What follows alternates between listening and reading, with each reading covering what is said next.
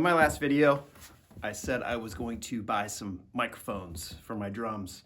So I spent 2 months roughly researching what I wanted to get. What we had before, what we're using before the band broke up, we had a kit that my bandmate bought.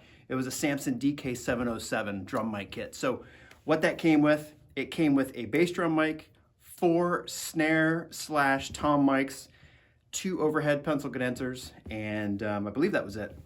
So we used the bass drum mic, which is the Q71, which is a great bass drum mic. It sounded really good. With a little EQ, you can get some low-end punch out of it and some good attack, so I was really happy with it. We used the tom/snare mics for just the toms.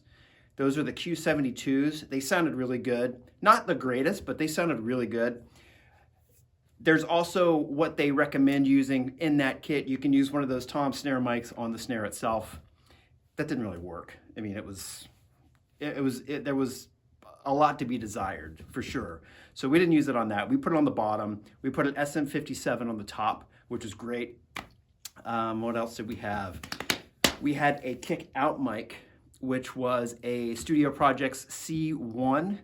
We had 2 overheads. We did not use the CO2s that came with the Samson kit. They just did not sound good. We put them in all different kinds of situations, all different parts of the room, and they just didn't sound good really anywhere. So we just didn't use them. So we had these T-Bone, what were they? The RB500, I believe they were, ribbon mics. What else did we have? We had 2 room mics that we put way up on poles. I mean, I was on that side of the room.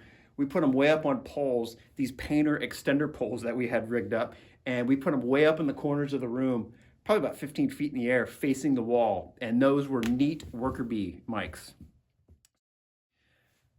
When it came down to it, I almost bought the Samson kit again because I was familiar with it. I knew it, and I was gonna get a 57 for the snare, but I decided against it. It's a $300 set of mics, and if you're just first getting into recording and micing your drums, it's a great kit. It really is a great kit. There's other kits out there that are in the same price range. PreSonus has one, and I think the tom mics, the tom slash, I think they call them ST, the snare tom mics, they sound great. They sounded good on the snare, from what I heard. They sounded great on the toms. The overhead sounded really good and clear and well-rounded, but the bass drum mic was really just kind of floppy and weak, and I almost bought one of those 2 kits, but I decided against it. I don't want to buy a kit and invest money, especially since this is kind of a new venture for me where I'm going to end up replacing mics down the road. I didn't really want to do that. If I was going to make the investment, what I decided to do was go ahead, do my research, upgrade a little bit. I don't want to spend $1,000 per mic, but there's a lot better mics out there for not much more money. There are other kits that I looked at, but you're jumping from, if you want to get a complete 7 mic kit, you're jumping from $300, $350 up to $1,000 right off the bat if you want to upgrade in quality. There was a Sennheiser kit, the E600, which was all around really a great mic kit.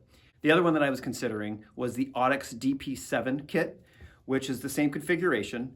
And then the last one that I looked at was the SE Electronics VPAC Arena, which is a newer one. It's a little bit more expensive, but the bass drum mic is cool because you have 4 different settings, and you can mix and match all the different settings. There are two modern settings, and then there's 2 vintage settings, and you can kind of blend them, and you can get different sounds, like 3 or 4 different sounds out of the same microphone, and kind of tailor it how you wanted. But I don't know. I think that was something that maybe I would be tweaking on and never really kind of land in a good spot. Kind of a Goldilocks thing there. But anyway, what I decided to do is I went completely rogue. Like I said, I spent 2 months researching what microphones I wanted to get. Then there's the mic cables, which is a whole different can of worms that I never even knew there was so much to mic cables. I mean, some of them they're ridiculously expensive. I mean, you're looking at $100 for a mic cable, for one XLR cable. And I'm not spending $100 on an XLR cable. Then you've got the other end of the spectrum where you're spending 10 or 15 bucks on a mic cable, and they're complete junk. It's like pot metal crap. The connectors are just junk. So I went with what we were using before. in the band. And so what I got was the Proco Pro Audio cables.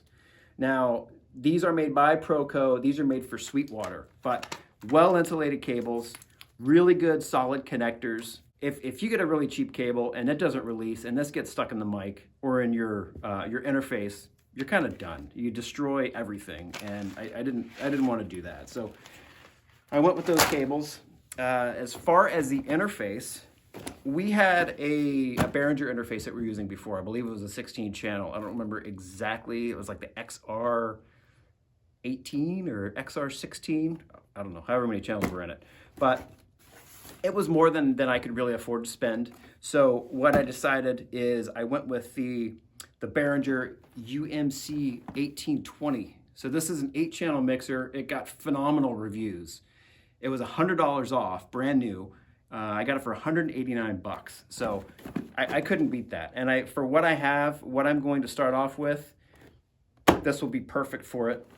There is an add-on that I can add on to that if I wanted to put more mics on. But I think for right now, I'm gonna kind of feel out what I have, what I did buy, and then we'll go from there. So what did I get? This isn't an unboxing, by the way. This is just showing you what I got.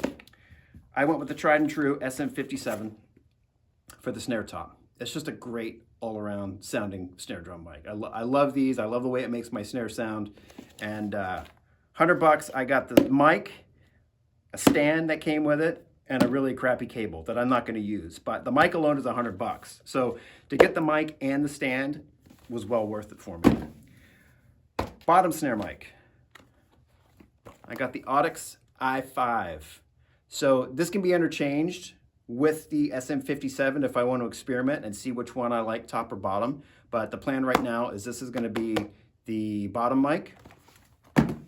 For the toms, instead of the Sennheisers, which I was really considering going with the Sennheiser 604s, and a lot of people were recommending them and telling me to go that way, but after countless videos and watching all kinds of stuff and doing a lot of research on it, I decided to go with the Audix D2 and the D4.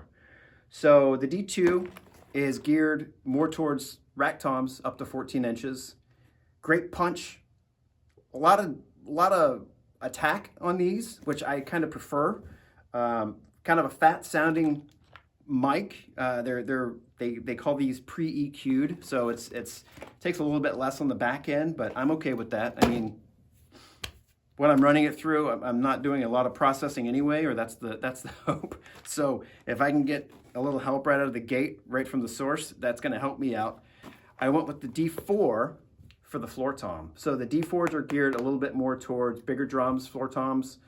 They get a little bit more of the bass out of them. They get a little bit more of the bottom end than the D2s do. So I wanted to get that contrast, which is also one of the deciding factors over the Sennheisers. Was the Sennheisers are all the same mic for everything, and probably splitting hairs there, but I figured if I can get a little bit more out of each drum, and a mic that's specifically designed for the size drums that I have, I figured that's a win-win. So for the bass drum mic, it came down to the Audix D6 and the Sennheiser E602 Mark II. The D6 I found was a little bit more top end heavy. It had good low end, but it wasn't a very round sounding mic. It didn't have a lot of body to it. And I'm not a metal drummer. I do play a lot of heavy stuff, but I wouldn't say I'm a metal drummer where I just want all click. I want more roundness and a little bit more bottom end to my bass drum. I have it tuned specifically that way, and I've chosen the heads and the tuning and everything to achieve that sound. So I just wanted something that was going to kind of help me get that. I found that the Sennheiser E602 Mark II was the best all around for that.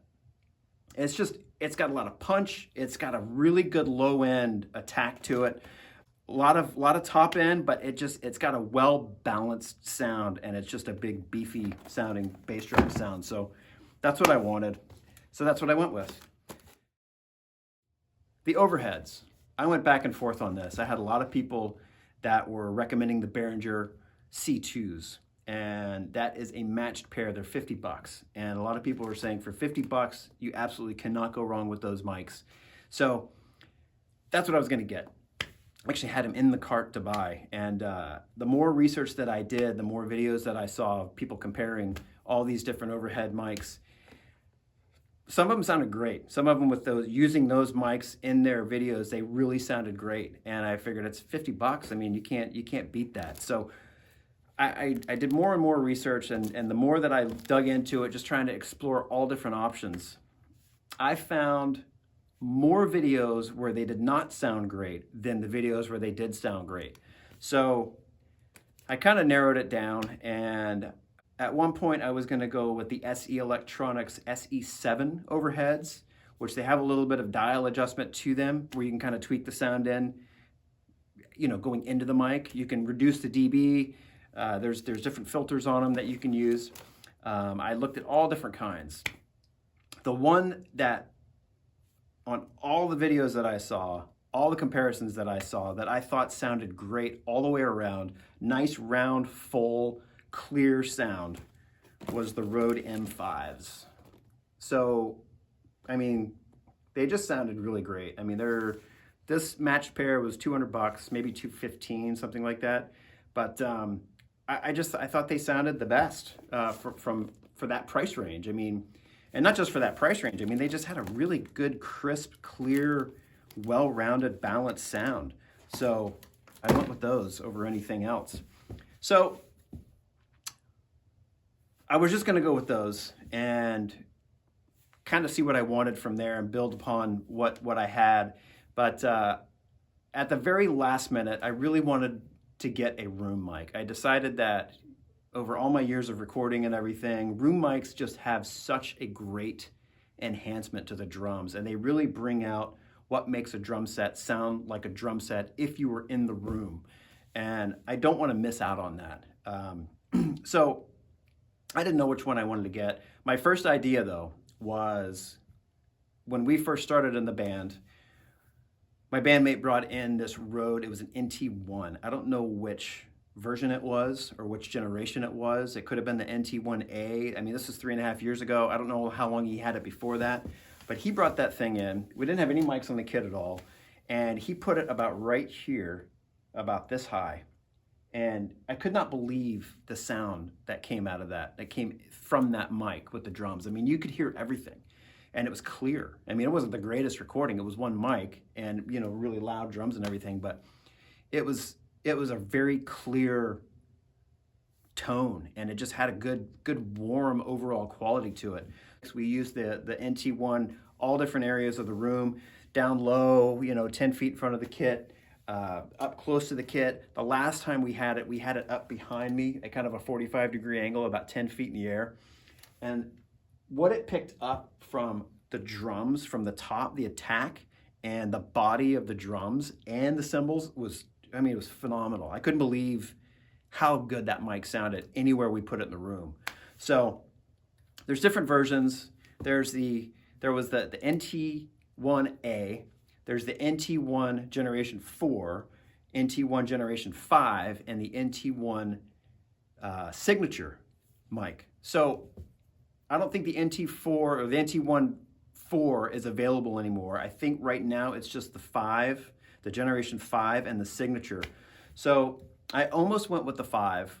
After looking into it, trying to figure out what the differences are, because it's not really clear, the only thing that I was able to find was that the guts of the mic are the same, the body is the same, the cradle is the same. The only difference is there is a USB port in the Generation 5 model. That is it if you're doing podcasts and you want to plug straight into your computer. So the Signature, you can get all different colors. I just went with black, but I went with the NT1 Signature. And I can't wait to use this thing.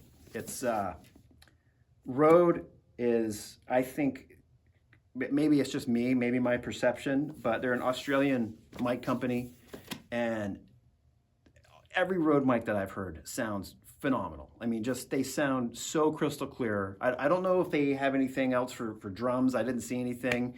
I think they have mics that you can use for drums, but I just wanted to go with what I chose here. But as far as the overheads and the room mic, Rode, man. I've constantly blown away by how this mic from the band sounded in any situation. So that's what I went with. So my next step, I'm gonna get these set up. I bought a bunch of stands with them. This also came with a shock mount, a cable, and there was a bundle deal on this when I bought it. It came with a free stand as well. So for 160 bucks for all that, I mean, you know, it's a no-brainer. So my plan is put it 10 or 12 feet in front of the kit, maybe a little bit lower is what I'm thinking initially, kind of get the, you know, the body of the drums out of it. The overheads will pick up all the brightness of the cymbals, and yeah, I'm looking forward to it. So next up is going to be lights, and I'm gonna get the studio set up. I'm gonna get my backdrop, my tablecloth set up, and we'll get moving. All right, see ya.